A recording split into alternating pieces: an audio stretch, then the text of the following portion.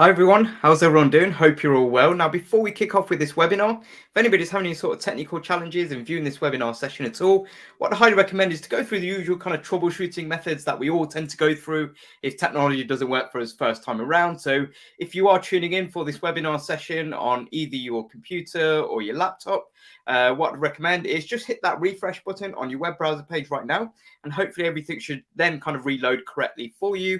And if you're maybe tuning in on your tablet device or maybe your smartphone, feel free to come out of the YouTube app and then click back on the link that you received for this session. And hopefully, again, everything should be working for you. One thing to note as well with this webinar is that closed captioning is available. So if you do wish to have captions on throughout this webinar session, feel free to hover over this video on YouTube and you'll see a small CC icon that you can just click on or click on again to kind of toggle the captions on or off throughout this session. So one thing as well with this webinar session is have yourself a pen and paper on hand, just so you can kind of jot down notes as we progress throughout this session. Okay, so I hope everybody's all okay and everyone's kind of geared up for this webinar session. So welcome to this Google Digital Garage webinar session, all about how you can get your business visible on Google. My name is Rikesh. I'm going to be your webinar presenter, taking you through the course of this session, which is going to last for approximately 60 minutes. So I'll kick off with a little bit about me first. So I'm a trainer for Google's digital skills program, Google Digital Garage. As well as that, I'm also a digital marketer. So what that means is I work with businesses to help them to create, but not only to create, but help them to grow their online presence in order to attract more customers and clients to their business offering. And the beauty of the internet is that we can kind of get ourselves in front of more people. And one of the best places to be discovered, especially as businesses, as we'll come to learn throughout this session, is in places such as Google, as it has kind of over time become kind of the de facto or default setting for many of us whenever we are kind of looking for products or looking for services, looking for businesses in general. We tend to kind of Google it, hence kind of the verb was kind of born kind of many years ago. So that's going to form kind of the basis and kind of theme of today's webinar session. So that's kind of a little bit about me. I'd also like to introduce to you at this stage my colleague and fellow Google Digital Garage trainer, and that is the wonderful Sarah. Now, Sarah is going to be our chat moderator throughout this webinar session. So you might have noticed on the right-hand side of your screen that there is a live chat box. That is your space over the course of this next 60 minutes to get involved, to drop in your comments, drop in your thoughts. We're also going to be going through an activity very shortly to kick off this webinar session. So I'd love to hear your thoughts. Love to hear your answers to the questions that you'll see on screen. So feel free just to kind of get acquainted with that live chat section. In order to actually type away into the live chat box, you will simply just need to sign into your YouTube account, which is very quick and easy to do. And I know some of you have already been getting involved in the live chat, letting us know that you are tuned in and ready for this session. So a few kind of welcomes for people who are tuning in today. So welcome to Adam, tuning in from Morocco. Welcome to Mouthy, tuning in from India. Welcome to Magenta, tuning in from South Africa. Welcome to, who else will we have? We've got Tan tuning in from Malaysia. Welcome to Mrabbit tuning in as well as Neki. As well as Nawal, as well as for Motivation as well. So welcome to you all. It's great to see that we've got so many of you kind of tuned in for this webinar session. I really hope that you find this session useful. And as I mentioned at the beginning of this session, feel free to have that kind of pen and paper on hand, just so you can kind of jot down notes as we progress throughout this session going forward. Now, this session on Get Your Business Visible on Google is one of many webinars that we actually run as part of a wider Google Digital Garage webinar offering. So if you have a look down below me where I'm pointing, you'll see that there's a video description box. You might need to hit that little kind of down arrow icon in order for that video description box to be revealed, depending on the type of device that you're tuning into this webinar session from. But what you'll see is you'll see kind of a number of paragraphs, and then contained within one of those paragraphs is a link to the Google Digital Garage website.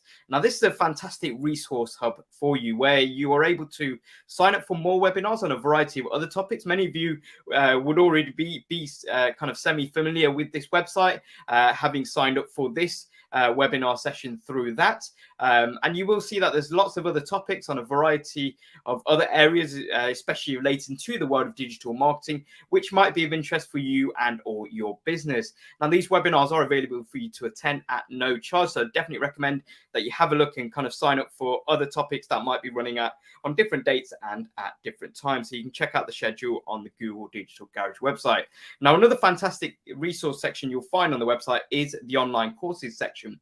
Now, this is where you'll see a list of loads of different courses which are provided by Google at no charge. And these courses can essentially supplement the learning that you do on these webinar sessions that we run. And these courses can be completed in your own time and at your own pace. Now, there is a course on there in particular called the Fundamentals of Digital Marketing course. Now, this course I want to recommend that you kind of at least check out and kind of look at kind of the course overview of, because it gives you kind of that holistic overview of how businesses and individuals within businesses promote a business's products or services online. So it gives you that kind of overview, whether you want to work within the world of marketing or not. It just kind of gives you that great oversight and overview as to how everything kind of works and interconnects with each other.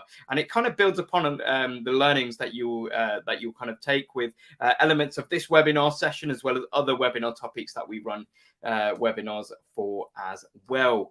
So definitely check that out. And as an added bonus of that particular course, once you completed the Fundamental of Digital Marketing course, you get a nice added bonus in that, as well as gaining knowledge.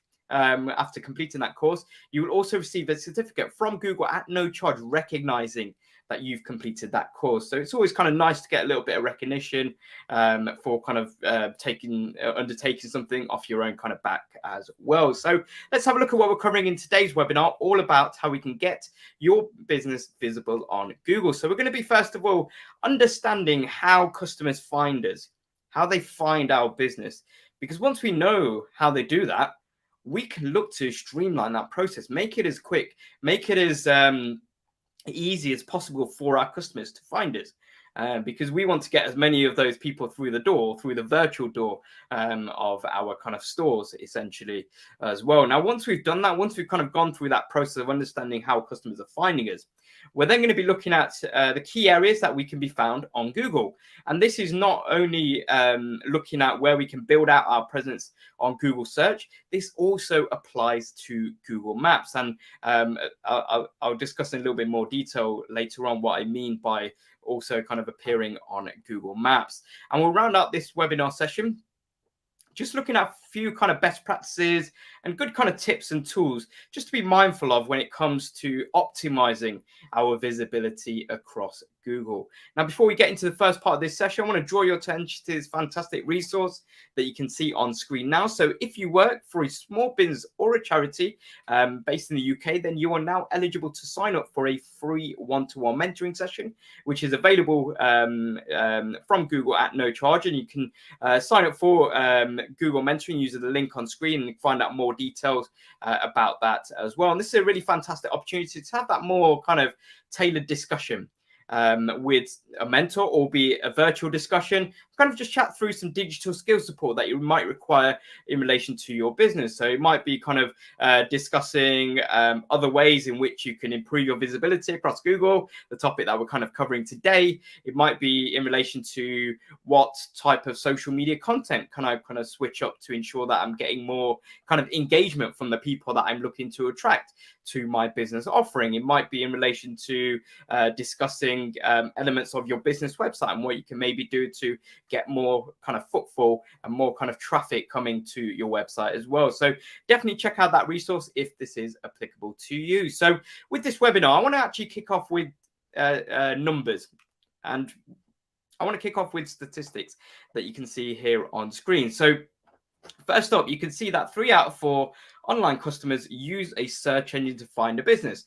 Now, you might be thinking, yeah, Rikesh, that kind of makes sense. That's not really that surprising. And you'd be absolutely correct. As I mentioned at the very beginning of this webinar session, the phrase Google it, or kind of the verb as it is now kind of known. So Googling or Google it has become so kind of synonymous in our own kind of vocabularies these days, because that's what we tend to do. The default kind of place that we go to a lot of the times is we go straight to a search engine because the clue is in the name of that essential entity, which is search engine.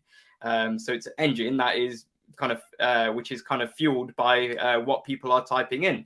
And when it comes to businesses, that is kind of the best kind of way that most of us tend to kind of search for businesses, is that we go straight to a search engine. So that kind of makes sense. And you might be thinking, yeah, that's fine. And maybe that figure over time of 3/4 might have actually increased more and more over the years. Now, you can also see another figure here on screen, which is that 82% of smartphone users reported routinely conducting local mobile searches. So what that essentially means is that over 80% of us, and the reason why I say us is because we kind of live in a mobile world these days. So the vast majority of us, if not pretty much all of us nowadays, own a smartphone. And that is our primary device, which does most things for us.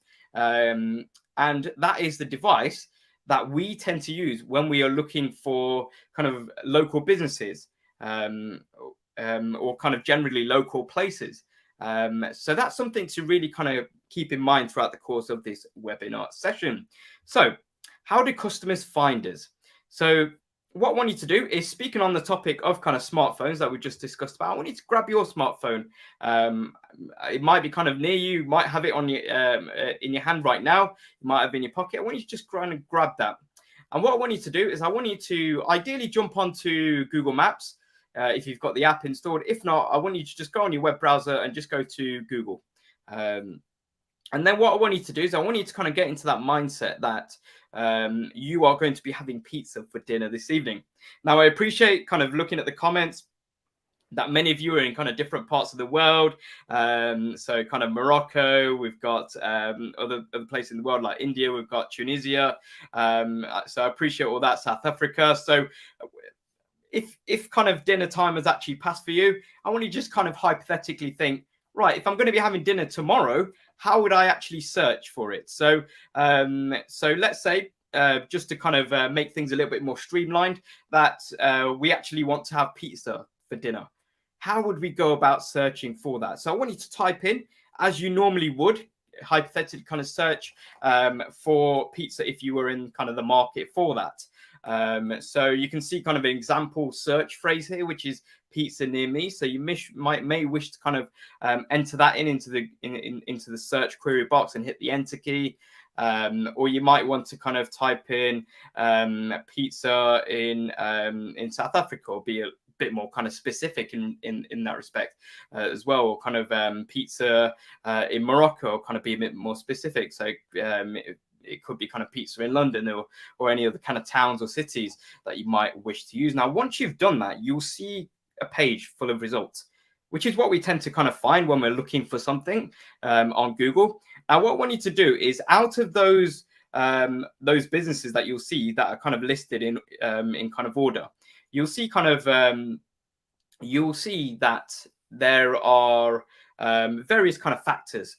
There's kind of star ratings, there's photos, there's address. It might even have a map, depending on the device that you're on at the time. And what I want you to do is, I want you to just kind of select one of those businesses.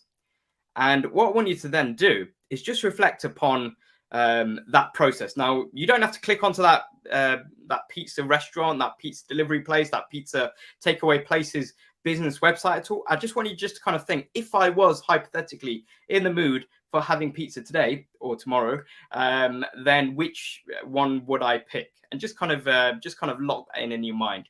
Because then what I want you to do is, I want you to reflect on these two questions that you can see here on screen. The first of which is just kind of take stock of, how did you actually search for pizza online? What did you type into that search query box? Did you actually type anything in, or did you use that microphone feature that's very well kind of placed and located these days? Did you just kind of press that microphone button and just kind of speak, pizza near me, pizza in London? What did you kind of do? And just kind of reflect upon what did you actually kind of type in or speak? Now, the reason why I want you to first of all kind of take stock of this is because our search behaviors change over a period of time. So that phrase that we just saw a moment ago, pizza near me, that phrase itself of near me, has only been around for the last kind of 6 or 7 years and kind of gained more and more popularity. And that kind of comes from various elements. One of those kind of including that search engines have become more attuned to what we are looking for. So if we do type in more kind of conversational speak, so pizza near me, rather than typing in pizza in Birmingham or pizza in London, then it kind of allows us to kind of type in more of that conversational style to kind of find what we are looking for. So this is something where even the phrase near me, that might change in the future. So it's important just to kind of be on the, on our toes as to how our potential customers might be searching for our products or services.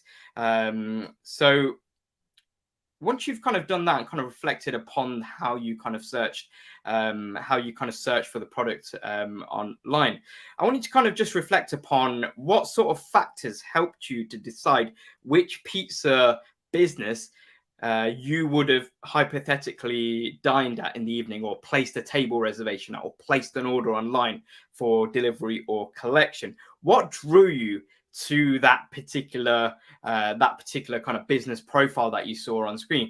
Was it some of those factors like star rating? Was it the number of reviews that you kind of saw in brackets? Is it the photo? Is it the location? What factors really drew you? And there's no real kind of right answer to this, because we're all different. We're all kind of attracted to different things on about businesses. So let me know in the live chat your kind of thoughts on both of those two questions. So for me, in terms of how I typically would have searched for pizza, I would have probably typed in exactly what was on screen, which was pizza near me. And that's the way that my search behaviors tend to be. And which factors helped me to decide which of those business profiles that I would have probably selected to make a table reservation at for dinner this evening. One of the biggest factors that always draws my attention is the star rating. It's something that always kind of draws my attention, whatever it is, whether it be buying a product from a retailer online. I'll look at the star rating first and foremost. Whether it be booking a holiday, I'd look at the star rating of the hotel, and then I'll migrate and actually have a look at that star rating. How many reviews is it based upon? So then I'll look at the number of brackets. That's what then catches my attention. For you, you might be drawn straight to the images. You might be drawn straight to the locality and look at the map straight away and think, this pizza place is literally around the corner from me, so I know that I can just walk around the corner and pick up my pizza, rather than having to wait 45 minutes to an hour for my pizza to be delivered. There might be kind of different factors at play for each and every one of us. So what kind of draws your attention the most? Let me know in the chat box. I'd love to read out some of your comments. So just seeing a comment here from Mouthy's mentioned reviews certainly help in making a precise decision. Absolutely. I think it's a big factor whereby a lot of the times, whenever we kind of speak to our support network, so whether it be our friends, whether it be our family, when we kind of get together and have those kind of in-person conversations, something which we haven't been able to do as much over the last couple of years, but when we do have those face-to-face interactions and conversations, is somebody might say, oh, do you know what? I visited this restaurant a couple of weeks ago.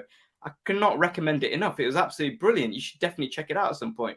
Those kind of verbal recommendations is kind of that word of mouth that we all tend to kind of experience, where somebody says, yeah, do you know what? Go here or go there. But in kind of the world of the internet, at times we can't necessarily always see each other, especially over the last couple of years. We weren't able to see each other a lot of the time. And that's where other people can sort of vouch for a place, or kind of the other way around. If they weren't necessarily happy with the food or the product itself, they can kind of let other people know. And that's where kind of reviews definitely kind of come into play as well. So just picking up on some of the other comments. So Adam's mentioned in terms of how you've kind of searched, you said you typed in Chinese restaurant in Rabat. Okay. Magenta's mentioned ratings and distance from me. Yeah, absolutely. I think that's kind of a crucial factor at times, kind of distance from yourself, because you think, well, if there's a really great pizza restaurant, but it's on the other side of town. It's going to take you 45 minutes to drive there and 45 minutes back. You know that pizza is going to go cold, right? And you might even look at other factors. So something that I tend to look at more and more these days is looking at, is there parking nearby the restaurant? Is there like a multi-story car park? Is there somewhere where I can get access to parking quite easy? If not, then I might kind of revisit another place that I was looking at perhaps as well. Shady's mentioned number of reviews. Yep. Brand name as well. And theme. Yeah, absolutely. So that's very important what you just mentioned there. Kind of brand recognition and brand name. So in terms of kind of pizzas, you might decide to kind of order with pizza, kind of well-known pizza brands such as the likes of Pizza Hut or Domino's, and that's because you've ordered from them before as well. And right, okay, this is an established brand. They've been around for a number of years. I've had their pizza before and I've enjoyed it. So that's something that kind of comes into our thinking as well. Fatih Konda has also mentioned stars, ratings, and reviews. Absolutely. So there's lots of different kind of factors at play. And Magenta's mentioned, never thought of that parking. Yeah, I think that's something which I tend to find a lot of the time. And what I tend to do if I'm not sure about whether there's parking or not, is I'll kind of have a look at kind of Google Maps, see if there's sort of parking nearby. And if I'm still not sure, I can usually, on most of those business profiles, I can usually kind of click onto the street view and kind of have a look at the 360-degree image as well. So thanks very much for all those contributions there. Now you might be kind of wondering, well, Rikesh, why did you get me to kind of kick off in terms of kind of searching for pizza on my smartphone? Well, the reason why I wanted to kick off this session by going through that activity is because what we have all just gone through is what is known as a customer online search journey. So we've gone through pretty much kind of most of these processes. So we first went through the search phase. So I asked you all, you saw that kind of, you saw that image on screen, which says pizza near me. I asked you just how you would normally search if you were hypothetically going to have pizza this evening. Now, the next stage I asked for you to do was to actually think, right, if I was going to be placing a table reservation or an order somewhere, which one of those business profiles would have selected? And that's where the decision-making phase comes into play here. And then the final step, which we didn't take, is the engagement stage, which is kind of the final step in this process, whereby you would have gone ahead and gone onto the website and placed that table reservation, or you would have maybe kind of placed an order on the website for takeout or delivery as well. So now that we know, and now that we've gone through this process, albeit with kind of a more of kind of a trivial example of pizza here, it's important to just be aware of this customer online search journey, because this is what your customers or potential customers are doing when they're looking for products and services that you sell and provide respectively. So it's important to kind of reverse engineer this process and make this process as streamlined as possible for our hopefully future customers going forward as well. So that is why search is important and quite kind of integral when people are searching for businesses. Now, another reason why search is important is because you might have kind of heard of that kind of age-old concept that if you build it, they will come. Now, in the internet and kind of digital age, that doesn't quite ring true. It's more about being found. And in terms of being found, one of the best places, which is kind of the theme of today's webinar session, is being found on search engines. So with that in mind, I just want to kind of show you this 5-minute video, which just shows you how Google search works, and hopefully kind of pieces together a little bit more kind of information that we've kind of touched upon already. So definitely take a look at this.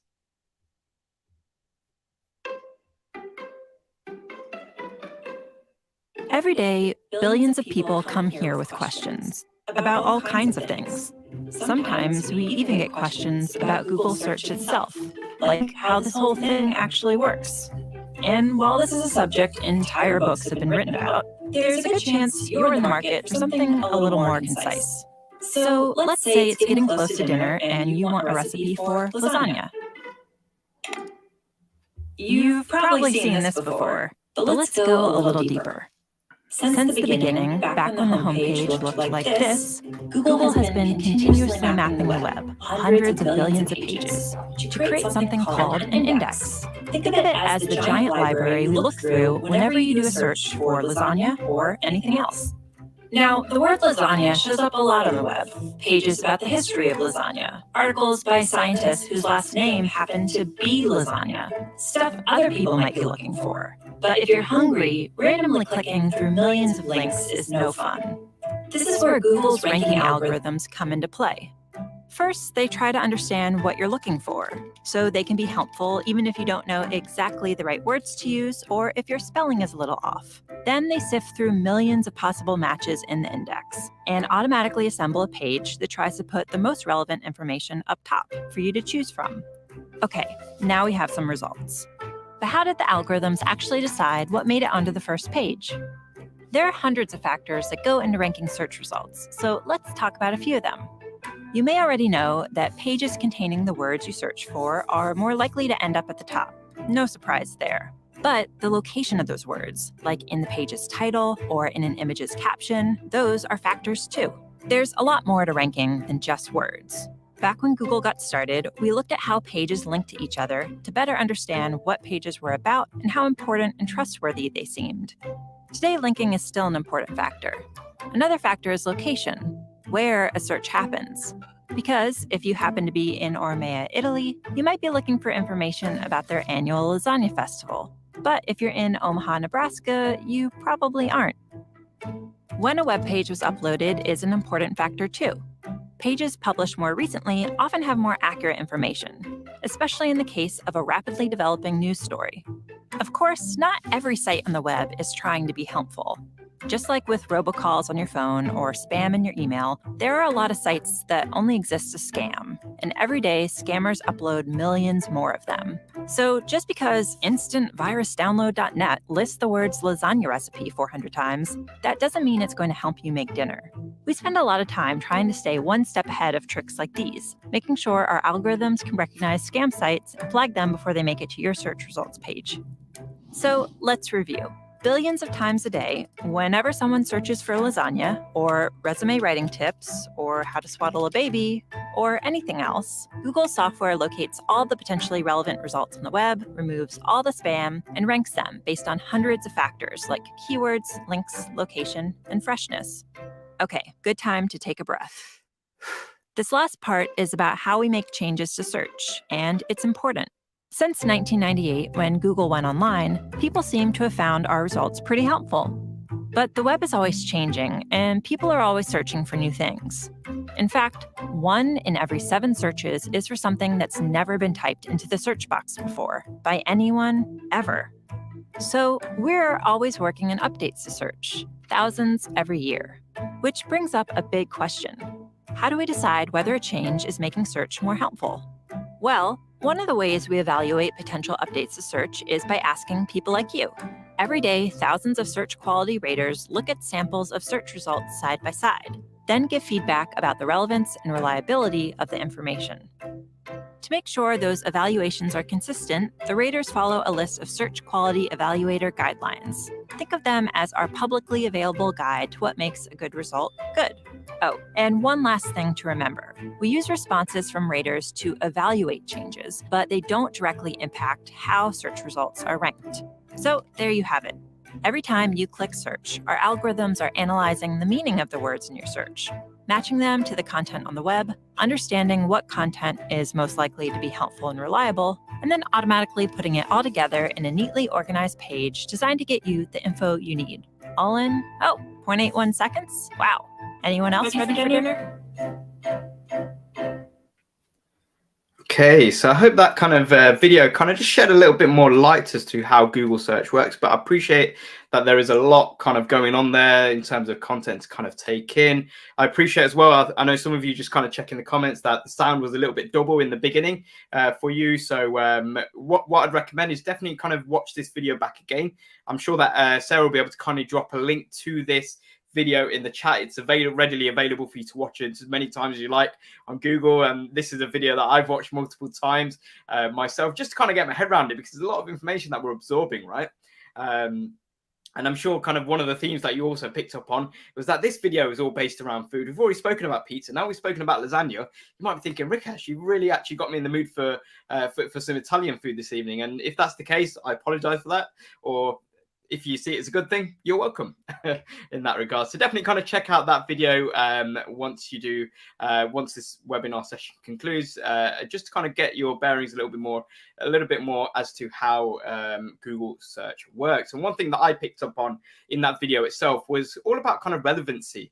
And that's what Google is kind of mainly looking for, is kind of looking at how the results that appear on the page, whether it be searching for pizza or lasagna, how are those results relevant to what that person is searching for? So that's something to kind of note down and be aware of. And as we kind of saw, there's hundreds of factors that kind of determine whether your website listing kind of appears on the first page of the Google results or whether it appears on the 5th page. There's hundreds of factors. But what we'll go through coming up later in this webinar session, we'll be having a look at just some best practices that we can just look to kind of undertake in order to ensure that we are kind of taking steps in the right sort of direction when it comes to making sure that we are making our website the best version that it can be. So an important question that we want to ask ourselves as a business is not only are customers searching for our products and services online, but how are they? And as we kind of saw with that activity at the very beginning of kind of searching for pizzas, we search for things in different ways. So from our point of view as a business, how do we actually find out these answers? How do we know how our customers or potential customers are searching for our products or services that we sell and provide respectively? Well, that's where a Google tool comes in, which is a tool called Google Trends that you can see here on screen. So Google Trends is a fantastic tool that is available at no charge that you can look at, which will show you kind of the interest over a set period of time as to a particular search term. So you can see, for example, plumbers near me. It could be pizza near me. And what you can do is you can have a look in kind of in graph form, like you can see here on screen, the interest over time. And this is something that you can kind of do with kind of most different search terms. You can even kind of play around with Google Trends and kind of, before you kind of jump into your own products and services, kind of type in things like Christmas trees near me. And the thing that you tend to find, or the thing that I found in the UK, is that from August onwards, the graph starts going higher and higher. There's more and more interest over that period of time. In August, over the right the way up until kind of Christmas, and then after the 25th of December has been, it just kind of takes a nosedive on the graph as well. So you can actually just find out what certain interests are there in your particular products or services, and that will give you kind of a good gauge as to how many people are kind of using certain phrases as well, and that will come in handy when it comes to making sure that our website content is as good as it can be, which I'll touch upon in just a moment. But before we do that, I want to just check in, see if there's any sort of comments or questions at this stage.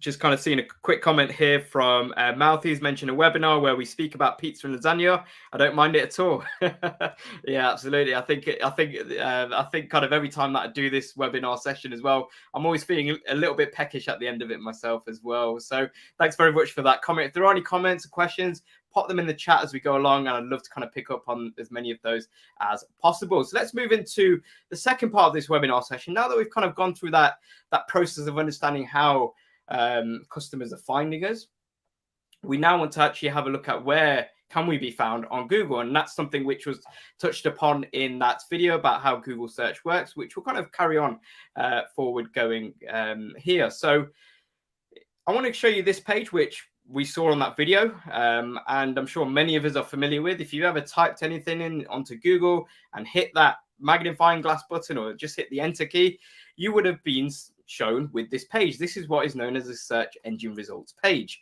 and it's broken down into different kind of sections here. You've got at the top, you can see that there's a search query box, which is where you search for whatever you're looking for. So in the activity that we did at the beginning of this session, we all kind of typed in pizza near me or pizza wherever you are based. You've then got after the search query section, you've got the first set of results, which is the advertising space. So this example, you can see that there are both kind of shopping based adverts as well as text based adverts. So they will appear first in the results, and then afterwards you have what is known as organic search results, which you can see that will appear just after the advertising section. So these organic search results are results that appear for pretty much all businesses. Now, kind of the rub is that you might not necessarily appear on the first page of Google. You might appear on the 5th page of Google, depending on what somebody is typing into that search query box as well. And you can see here the other kind of place that we can have our visibility on Google is by setting ourselves up with a business profile. So the 3 areas essentially that we can then be found on Google are organic search that we just looked at, through our business profile. It used to be known as a business listing, but now is known as a business profile. And finally, through paid search, so advertising as well. So let's actually kick off with organic search. So in order for our website, our business website, to be found on the Google search results, and ideally to be found and kind of be as visible as possible, we want to make sure it's as high up on the page ranking as possible, because not many of us tend to go to kind of the 3rd, 4th, 5th page of the Google search results whenever we're looking for something. So we want to make sure that we're kind of within kind of maybe the 1st or 2nd pages, which drastically increases our visibility. So how do we go about doing that? Well, in order to actually ensure that we are becoming as visible as possible, we want to make sure that we're improving the quality of our website. Now, this kind of process that we go through in order to improve the quality of our website is a process known as search engine optimization.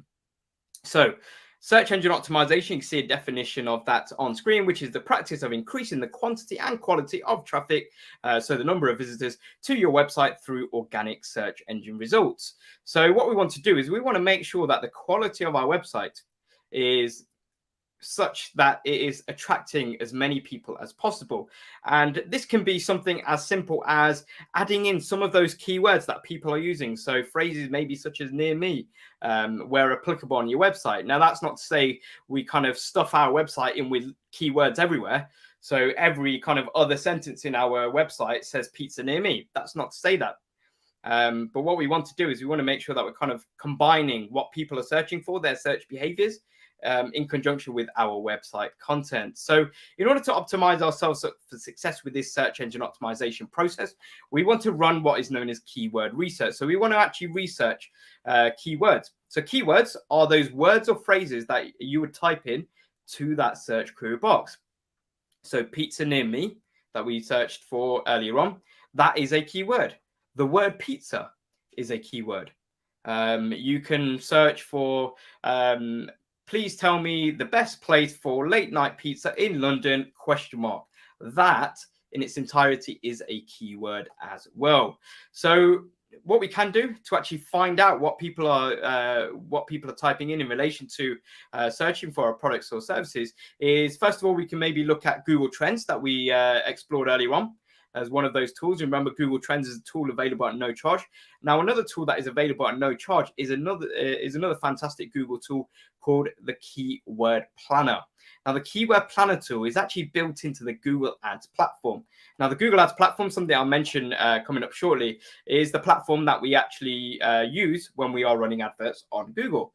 But in order to actually access this Keyword Planner tool, we don't have to run any adverts. So we can actually do some research using that planner tool without having to run any adverts for the process of this of this search engine optimization. So we're improving the quality of our website. And speaking of our kind of quality of our website, is we want to make sure that we're publishing useful and high quality content, because not only do we want to get people coming to us, once they're there, we want to keep them there, right? And hopefully get them to buy from us, which is kind of the end goal. And we want to make sure that we're making web pages search friendly.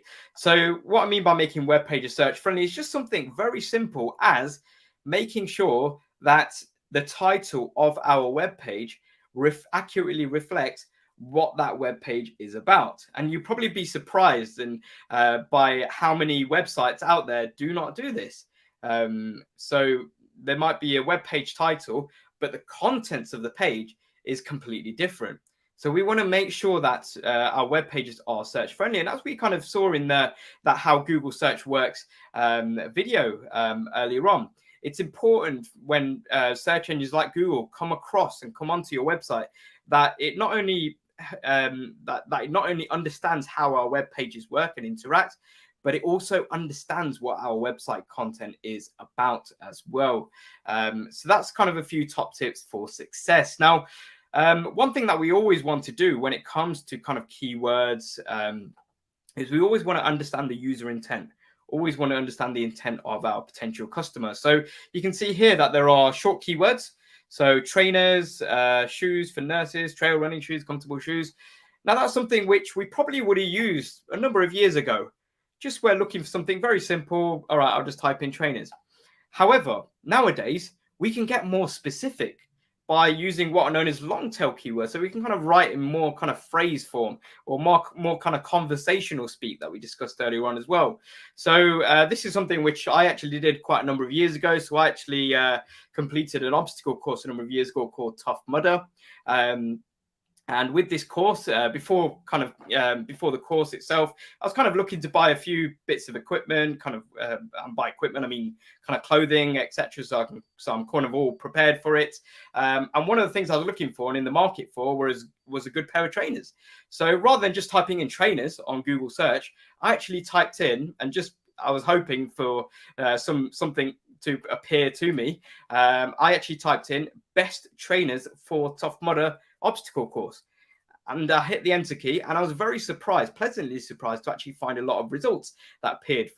Many of them actually being kind of blog websites where there were various recommendations of kind of hybrid kind of running / trail shoes that people had used to complete the Tough Mudder obstacle course itself, and that's something which for me led to a purchase eventually as well. So we really want to understand what people are looking for as well when it comes to our products and services.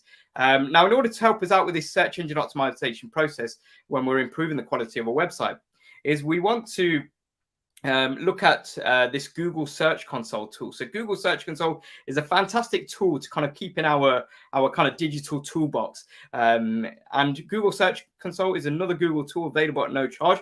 And the beauty of Google Search Console is it allows us to monitor our average page position, how we kind of rank on Google on average.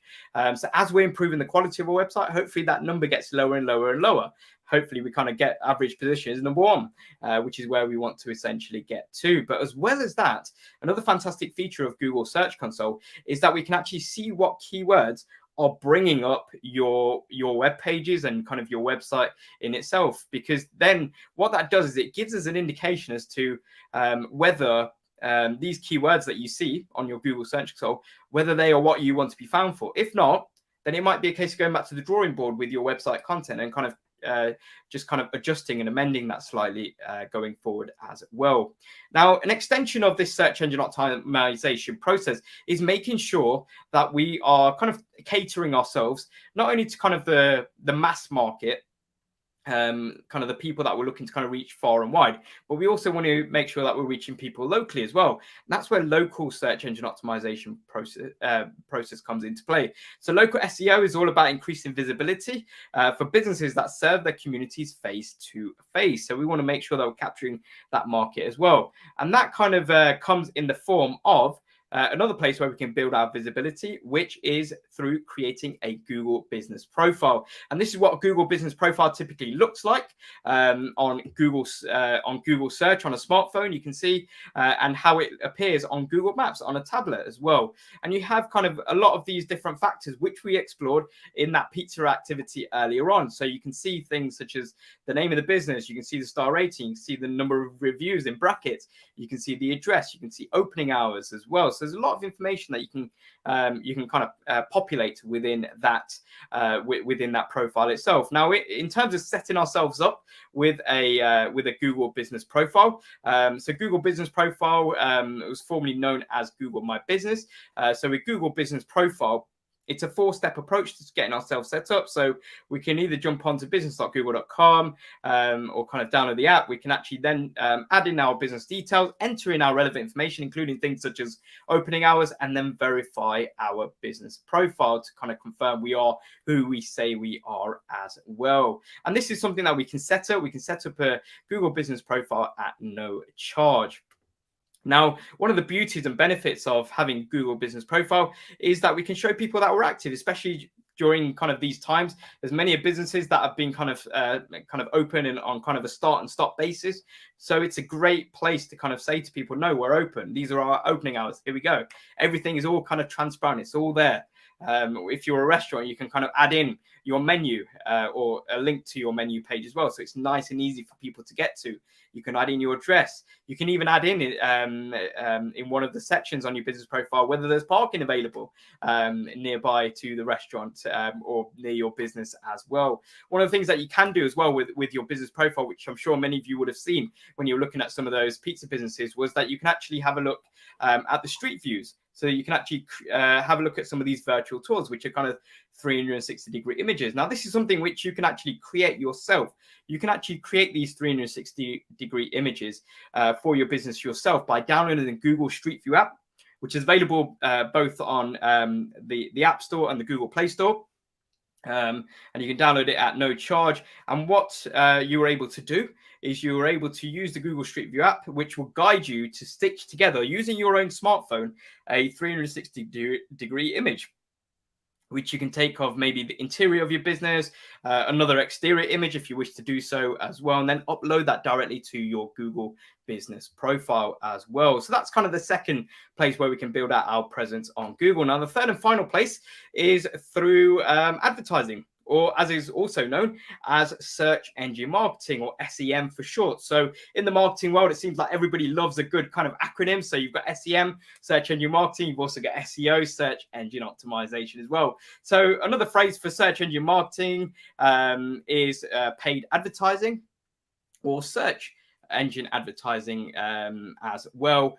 And you can see here it's advertising to ensure that a business's products or services are visible in the search engine results pages. So this is essentially a way where you're able to kind of pay your way to the top. So in terms of where these adverts can appear, as we saw earlier on, where we can appear is usually kind of just after that search query section.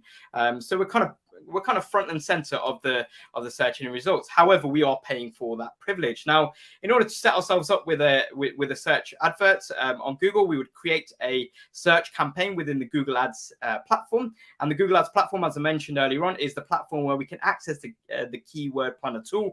And especially when there's money at stake, we want to make sure that this advertising budget that we set aside, we want to get a return on investment on it.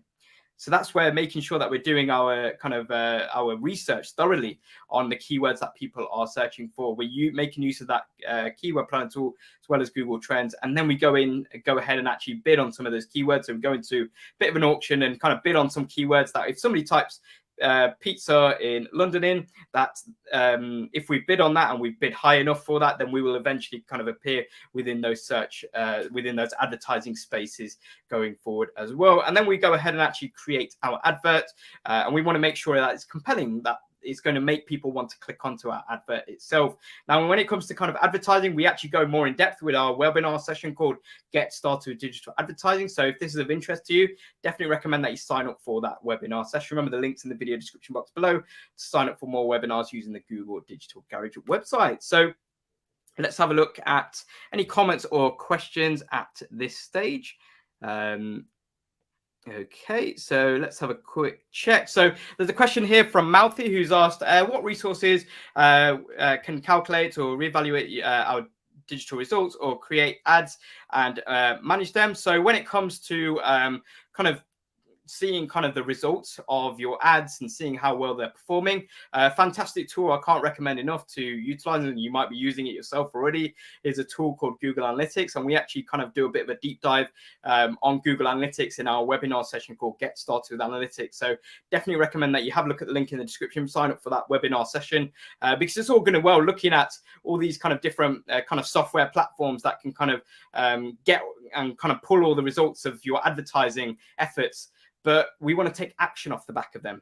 Not only look at this data, but make interpretations off the back of that and look to improve as well. Because at the end of the day, as I mentioned earlier, we want to make sure that we're getting a return on our kind of advertising budget investment that we are putting in there as well. So thanks very much for that question. Any final questions, pop them in the live chat. I'd love to kind of answer as many of those in the remaining time that we have together. So let me round out this session just by looking at ways in which we can boost our presence on Google. So these are kind of some good tips and kind of best practices to keep in mind. And feel free free to, as I mentioned, to kind of jot down notes throughout the course of this whole webinar session. So a fantastic tool for you to kind of check out.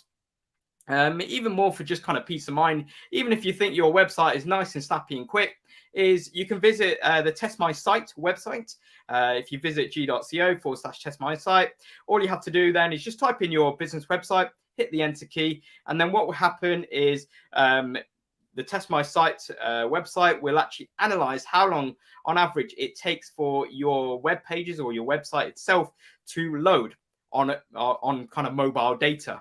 And off the back of that, it will also calculate the estimated visitor loss based off that particular loading time on mobile data. Now, the reason why it kind of benchmarks the speed against against mobile data is because we live in a mobile world. That's pretty much our primary device these days. We tend to kind of use that for most things.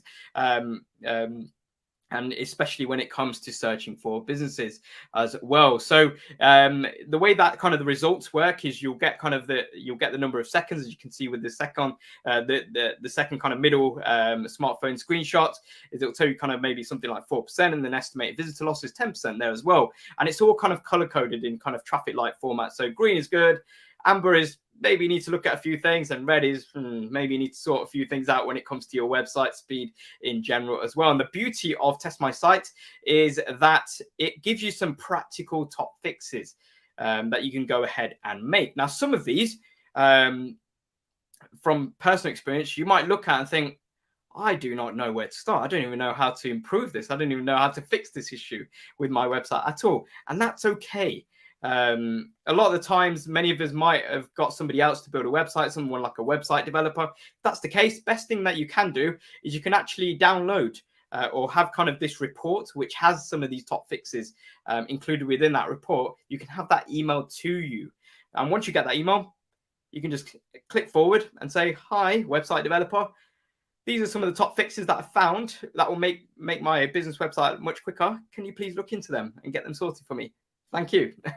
So you could do something like that. If not, and you've maybe created the website yourself through various kind of platforms, Wix, WordPress, etc., then what I've tended to find all the time is both Google and YouTube videos have been my best friend in kind of looking to kind of find things on the screen within various kind of website hosting platforms as well. So that's a fantastic resource to check out is Test My Site. Now, when it comes to our business profile, we want to kind of make sure that we are adding as much information as possible. So opening hours, even things such as kind of parking that we discussed earlier on. We want to add photos and also refresh photos as well. Very, very important. So I recently got back from holiday, and one thing that I did notice with the hotel that we stayed at was some of the older images that were on kind of on their Google business profile were actually still on there from the time before that the hotel itself was actually renovated, and that's something which they probably could have done with actually deleting as well. So that's something to kind of note as well. We want to make sure that the photos that we have are as current as possible. One thing that we do want to make sure that we do is we want to also kind of add managers. Now, this is something which is a bit of a kind of a logistical thing, in that at times within any organization, there naturally will be kind of staff turnover. If that's the case, what we want to make sure that we're doing is not only do we have access to our business profile, we can just log in and edit our opening hours. We've got kind of Easter coming up right now, so we can add in when we're open, what sort of reduced hours are we working on, maybe add things like photos and do other things to our business profile. Not only do we have access to that, we want to ensure that other people have kind of access to it as well. And we want to kind of spread that kind of login information around, so that if somebody was to leave the organization, at least somebody else has access to it going forward as well. And so that's something to kind of think about and consider as well. Now, one thing that we can do with our business profile is that if we haven't yet done so, is we can actually get ourselves set up with a website for free. And you can see here that we can set our website up, create it for free, and the website itself is hosted by Google for free as well. Now, you can actually access it using the navigation bar. You can see a screenshot of here within kind of one of these options. One of these says home, one of these says info, and another one says website. And it's very easy to actually create a website through Google Business Profile. It's very much kind of in a drag and drop format, which is great. So we can add kind of images, we can add text, and kind of links to relevant other websites perhaps as well. And what you will see is when you do create this website is your website address will end in .business.site. However, if you wish to, you can also kind of purchase a domain name. So you can go on to something like Google Domains and actually purchase it .com, .co.uk, or wherever you're based. You can kind of purchase the relevant domain name and then link that through to your website that you've created here as well. So that's another feature of Google Business Profile that you can utilize, which kind of works hand in hand a lot of the times with the likes of Google Sites as well. Now, when it comes to optimizing our business profile, we want to add in opening hours, as I mentioned, as well as photos. But also what we want to do is make sure that we are replying to reviews. Now, this is something which I tend to find to be a little bit of a bugbear at times with a lot of businesses, especially when I kind of come across their business profiles, is a lot of the times I will find that businesses, they will only respond to people who have reviewed them favorably. So you will see that there are reviews from people who might not have had the best experience, best service. Their product that they had was not great, and they decided to leave a less than favorable review. And with that, there's radio silence. There's no response at all. And that's something which, from, let's say for me or for you, you are going onto that business profile, you're vetting the reviews, you come across the review section, and you tend to find that there's a trend that they don't respond to reviews where they're kind of rated quite lowly. So that's something that might put us off as a potential customer or client of theirs, because you might think, if I don't have the best experience, are they just going to ignore me as well? That's something that kind of goes through a potential customer's mind. So we want to reply to reviews, whether they're good or bad at times. And that's something which kind of comes with more and more people kind of attracted to your business offering as well, and more people kind of buying from us. There might be kind of the odd time where somebody does slip the net. Now, what we want to do with our replies, we want to make sure that we're being polite and professional and being proactive as well.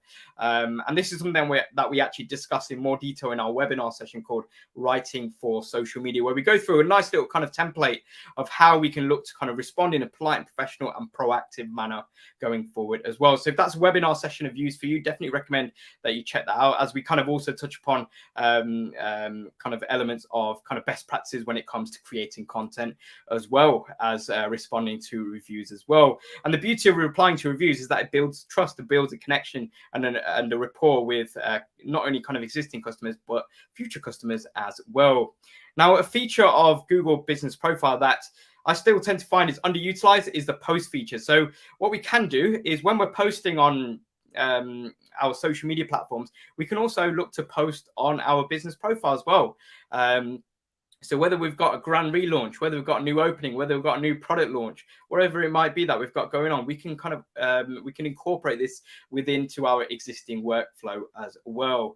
So that's another fantastic feature which shows that we are active with our Google Business Profile. And then we can monitor how we're performing. So I mentioned Google Analytics earlier on. So there's an analytical element which is built into the Google Business Profile itself, which is a section known as Insights, where you'll see information such as how many people are finding you through typing in pizzas near me, as opposed to typing in the name of your pizzeria, for example, as well. You can find out how many people are viewing your photos on average on a monthly basis.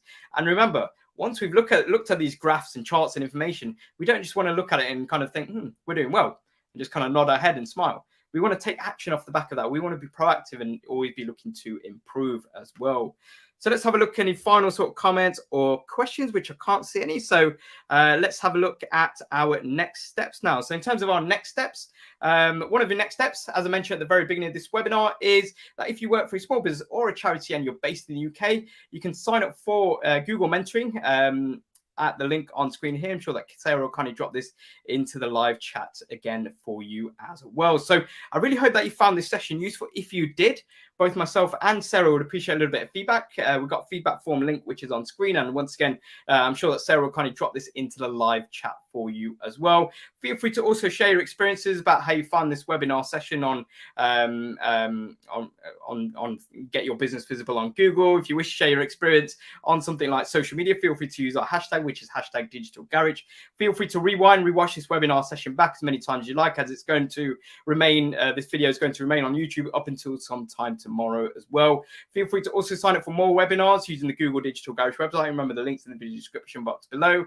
Also check out the online courses section, and it's the Fundamentals of Digital Marketing course, which is a course that upon completion, you will actually receive a certificate from Google at no charge, recognizing that you've completed that course. So definitely kind of check all of that out, and be sure to also rewatch that How Google Search Works video back once again as well. So I hope that you found this session useful. I want to say a massive thank you to Sarah, who I'm sure agrees has been a wonderful chat moderator. So feel free to show your appreciation for Sarah down below in the live chat. And thank you for tuning into this Google Digital Garage webinar session. And I look forward to seeing you all again soon. Thank you. Goodbye.